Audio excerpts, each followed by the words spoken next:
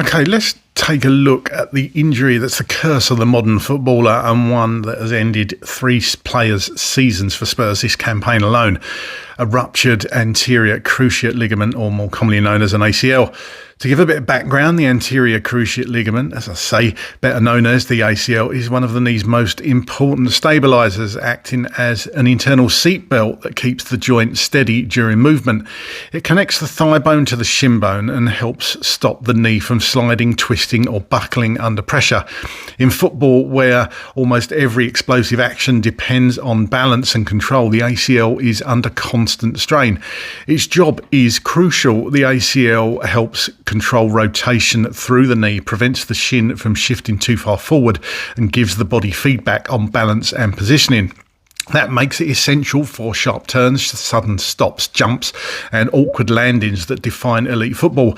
Most ACL injuries in football are not caused by heavy tackles. In fact, the majority are non-contact, meaning the ligament is often torn without the player being touched at all.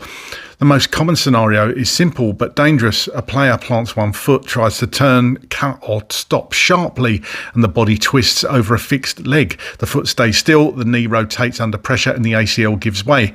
That is why ACL injuries often look so innocuous on replay.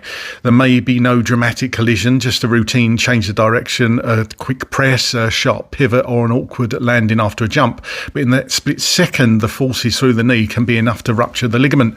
The ACL is most vulnerable when a player is on one leg, foot planted, knee slightly bent and trying to twist or decelerate.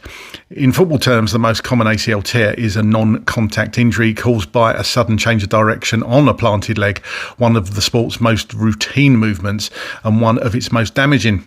I personally have ruptured both my ACLs when I played football, something that's rare and definitely unlucky. So let's have a look at the data readily available to see how many ACL ruptures have been reported in the Premier League since 2012. And data was available. Well, as you can see from this table, 11 in 2012, 13, and then going through the seasons 9, 12, 10, 10, 8, 6, 5, 7, 8, 4, 8 and 11 last season. Is there a pattern there? Well, there's certainly a lot, isn't there? Is certainly a lot, a big group in there in 2014 and onwards. And of those injuries, let's just break it down by team for the same period. Well, you've got Bournemouth with 8, Brighton with 7, and Spurs right up there with 7 as well. So, you know, there is definitely a pattern there. And is it the pitches at Spurs? Is it the pitches?